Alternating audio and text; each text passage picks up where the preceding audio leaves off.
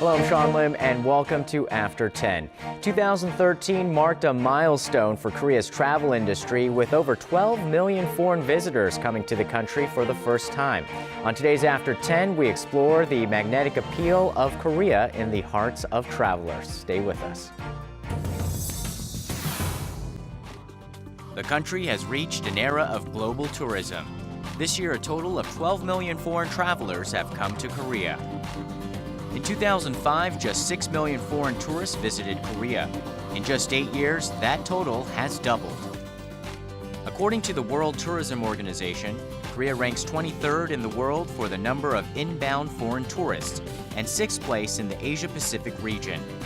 Out of the top 25 nations on the list, Korea showed the highest growth in tourism from 2008 to 2012, with an increase of 61.7%. According to the Korea Culture and Tourism Institute, the economic impact of 12 million foreign tourists is estimated to have the effect of about $24.2 billion and the creation of 190,000 jobs. On today's After 10, we invite Professor Robert Hart from Kyunghee University to talk about Korea's tourism industry and the direction it will take in the future.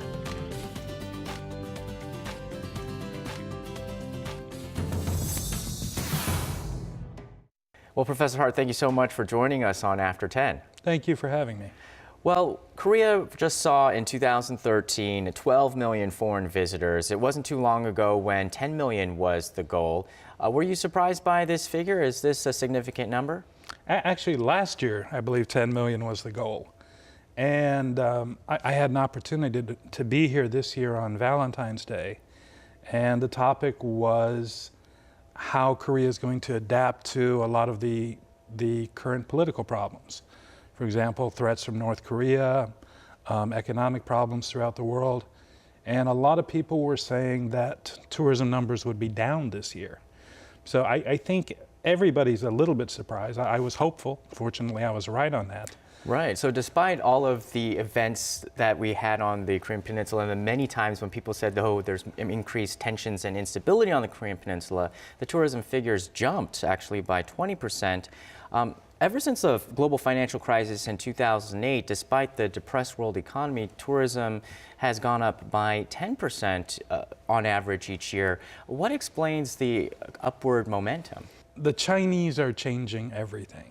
And you are right next door to China.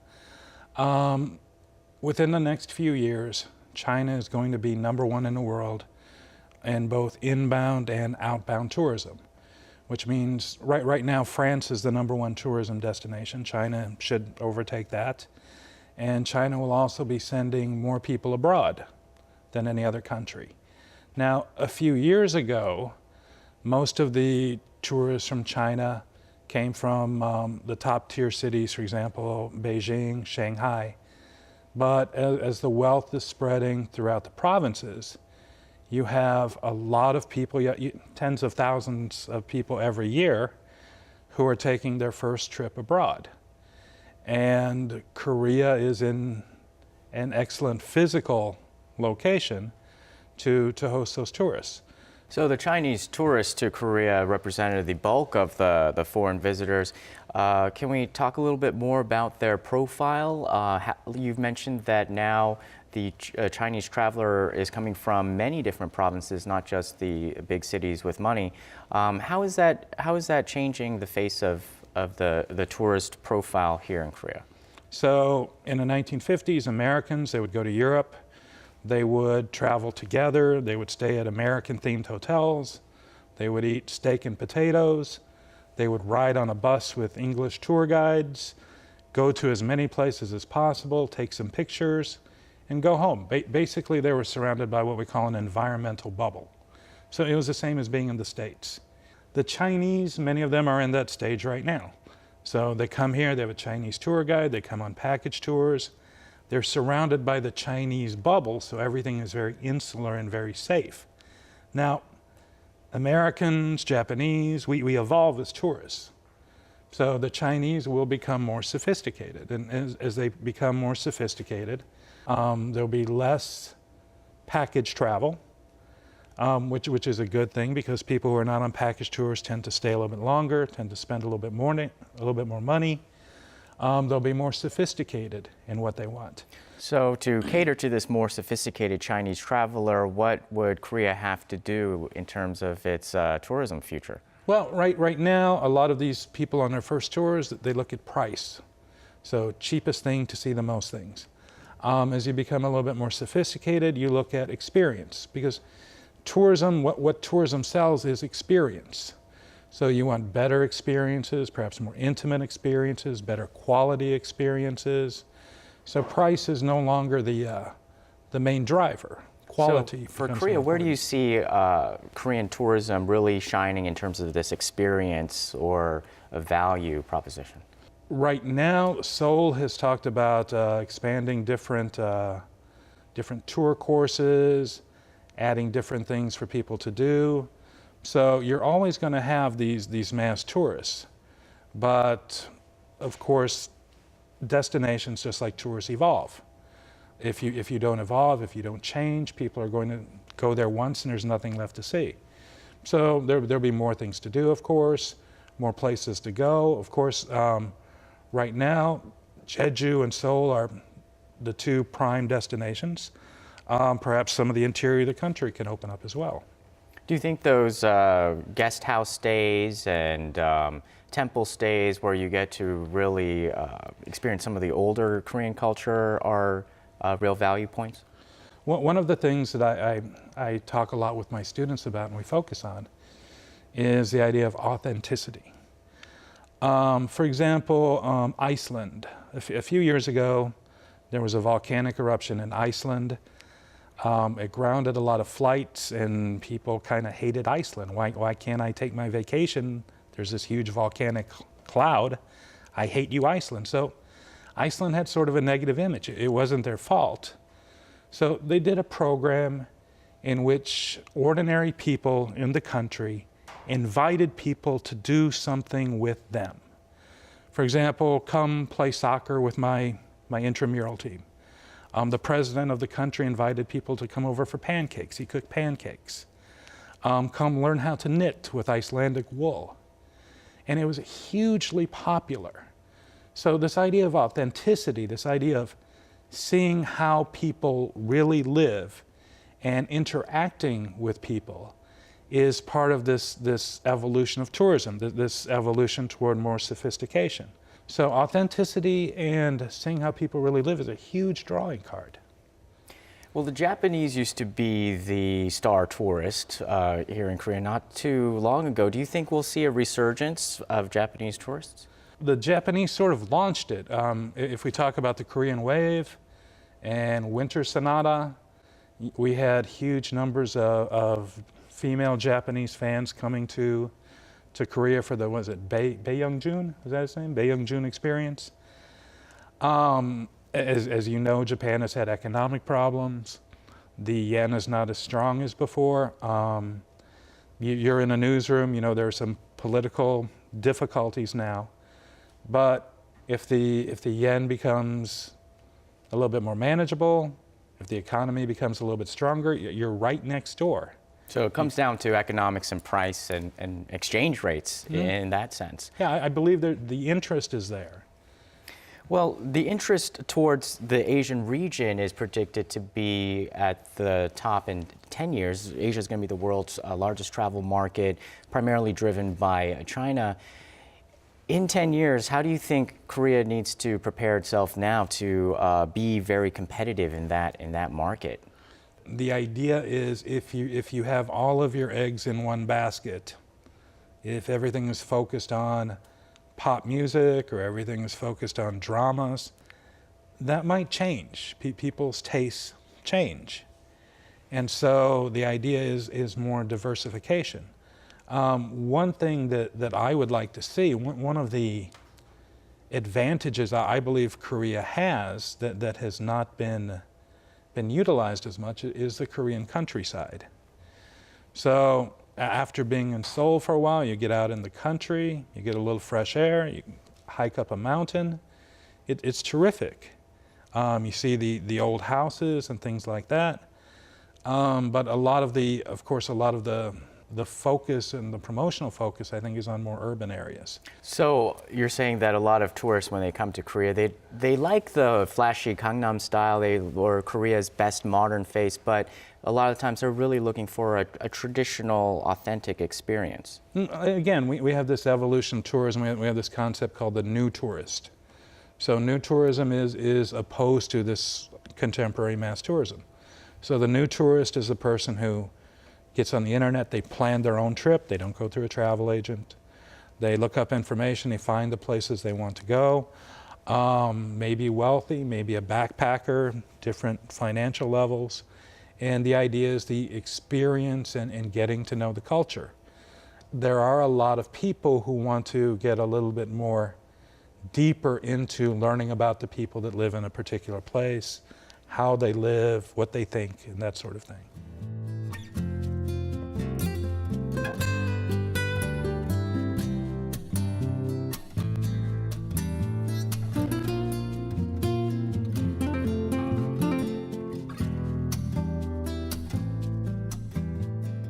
So even though the next wave of tourism may focus more on the traditional, authentic Korean experience, we still have to acknowledge the huge impact that Hallyu and the Korean wave has brought to the country. How do you analyze that sort of economic effect or travel effect? Can you really link the effect of Hallyu to more tourists? Yes. And in ways that you wouldn't perhaps normally think of, ways of helping that you would normally think of. I saw an article recently in the Wall Street Journal that says that when business people get together with Koreans, suddenly there's something to talk about. Oh, my wife loves Korean dramas, or my kids love Korean pop. There's sort of an entry in the business world for that. If we look at numbers where people are coming to Korea, for example, Taiwan, 4.5% of visitors are from Taiwan, 3.3% from the Philippines. These are areas where K-pop and Korean drama are popular.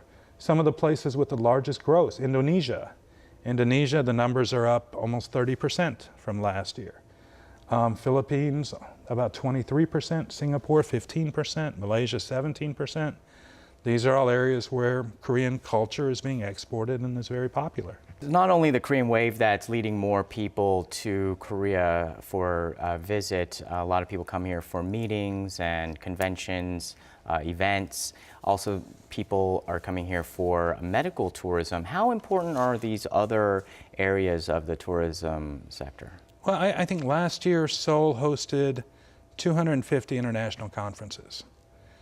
So every one of those people who visited Seoul, when they went home, they could either say something good or something bad.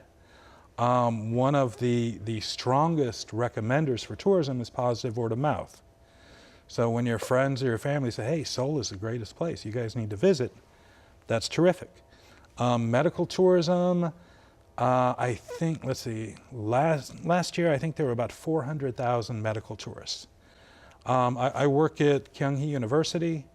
If you go to the international clinic at Kyunghee, you walk in, all of the magazines on the tables, the books, they're all in Russian. Everybody there speaks Russian. So for people who live in Eastern Russia, it's much cheaper, much easier to come here for medical care than it is to go to Moscow. A lot of Chinese are coming here for plastic surgery, for cosmetic surgery. So again, this is a way of diversifying. You already have the infrastructure, you already have the hospitals, you already have the clinics, and it's a way of bringing in foreign income. In the same ways, when you export cars, when you export ships, you bring in foreign currency, it's the same way for tourism. So what efforts are being made to increase the average length of stay of a tourist here in Korea? Where do you see these value propositions of experience working out better? Well, again, a lot of it I think has to do with diversification, different programs. I know, for example, for the Chinese medical visas, those are 15-day visas. So you come here for 15 days, only part of the time is spent in the hospital. The rest of the time is traveling, shopping, and so forth. One thing to look at again is this idea of independent travelers as opposed to package tourists. Package tourists generally stay shorter amounts of time. Independent travelers spend a lot longer. For the independent traveler, for the people that want to plan their thing, you're going to need very, very good information, diverse information, which is focused toward the particular nationality in language that is understandable and readable, which requires copy editing and proofreading. So videos, maps, tour courses, everything that is accessible electronically, easily, and understandably. So what in your experience has led people to come back to Korea? What does the repeat visitor look like? If you have a good experience, you come back. If you haven't experienced everything, you come back. The Japanese used to come a lot for shopping. The Chinese are coming a lot for shopping, getting discounts. Most of your travel is going to come from your neighbors. So if they have a good time, they'll come back, they'll do more shopping, they'll see more things, go more places. There's been criticism about the lack of accommodations, especially in the middle range throughout Korea. What kind of issues are being dealt with in terms of trying to create a more hospitable accommodations for travelers? Well, that's a tricky thing. And you're going to see that, for example, in Pyeongchang. We saw that in Daegu for the International Athletics Championships. Because if the smaller cities are going to host something, they're going to need a lot of accommodations. What are you going to do? Are you going to build more hotels? And then after the event's over, you have a lot of empty hotels. So it is a tricky thing. Now, this may sound odd to you, but as an example of thinking outside the box, perhaps, a lot of people I have known, when they have had parents or relatives coming over, they have suggested things like love motels. So the idea is, perhaps you've heard about it. I know you haven't visited one, I'm sure. But the idea is, if you pay for a regular hotel room, you just get the basics, maybe pay $200 a night. Something else, a lot cheaper. You have computer, internet, TV, maybe jacuzzi, maybe other things. So that's one thing to look at, and that seems like an area of accommodations that are kind of screened off from the public. So this year we had a big push for the creative economy, and tourism seems to definitely fall into that. But tourism at the same time is an old economy, and also since it's a service economy, fits into the creative economy. How do you think we should fuse the creative economy with tourism? From my experience, very, very often tourism development here is done from the top down. So it's managed more by the government and so forth, as opposed to individual entrepreneurs. If we look at, for example, some of the expats who have relocated here, and some of the things that they've developed. For example, there are a couple of guys who started out with websites related to Korean food, and they've branched out into food tours, market tours, cooking classes, and so forth, which didn't really exist before that. I know another guy who has designed boutique hiking experiences. So to see temples or to see particular mountains. I had another friend here who worked as a fishing guide. He would take people to Gangwon-do to do trout fishing, to do fly fishing. So there are a lot of areas, niche areas, which are available, but then there needs to be some creative thought. And also there can be a problem where, for example, you don't know what laws the government is going to pass later, which might damage that sort of a business. But there are opportunities for creative people to develop new products. There have been some overzealous developments of Korea's tourism infrastructure that haven't gone exactly the way the developers hoped. What can we do to move forward with continuous tourism development, but increase the success rate? Well, actually, one of the local papers did a couple of articles very recently on this, and they mentioned 5 specific things. They mentioned the Korean Grand Prix.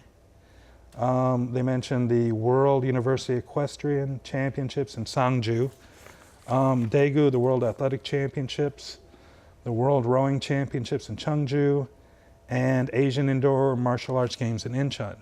And according to the article, there was nearly $1 billion lost. Now, we need to take a look at why we are actually doing these mega events. Now, when we talk about tourism development, usually when people say, why should we develop tourism? Usually the first reason that is thrown out is for money, for profits, because everybody can understand that. Everybody understands making money. But for events like this, if we look again back, for example, at the World Cup, we built lots of stadiums. Did we make a profit? We have a lot of empty stadiums, or a lot of stadiums that are not being used. So mega events are, as opposed to making money, very often they're a way of showing off our city or our country. When Seoul hosted the Olympics in, what was it, 88? It was Seoul's coming out party. It says, you know, we have arrived on the world stage. When China did it in 2008, it was like, hey, we're a world power. So those budgets were big, but people accepted it because there was more than just a new stadium that's going to develop more money later on. It fulfilled a national value. It fulfilled a national sense. It wasn't for money. I mean, you say, you know, we're going to make a lot of money. You don't really, or you don't usually. Right. It's for nationalist purposes, So these smaller cities, when they're doing that, they have to be very careful. They have to be very careful, but they have to think about, why am I really doing this? Do feasibility studies, look at other things, because probably you're not going to make a lot of money. You run a risk of having a lot of investments, a lot of infrastructure, which may never ever be used again. So what do you think is going to be the big tourist trend of 2014? I'm hoping more success. Again, I told you before, I was here on Valentine's Day. People were very pessimistic. They were very negative. I was optimistic, maybe just because I don't know any better. Maybe it's just American trait. But things have worked out. So I'm hoping that we continue to get more visitors. More Chinese tourists? I think that's the way it's going to go. That seems to be the trend. Of course, nobody can predict the future. But I'm hoping for more of the same, which has been a very good thing this year. All right. Well, thank you so much for joining us and sharing your insights. Well, thank you very much for having me. And that does it for us tonight on After 10. Join us again next time. We'll see you soon.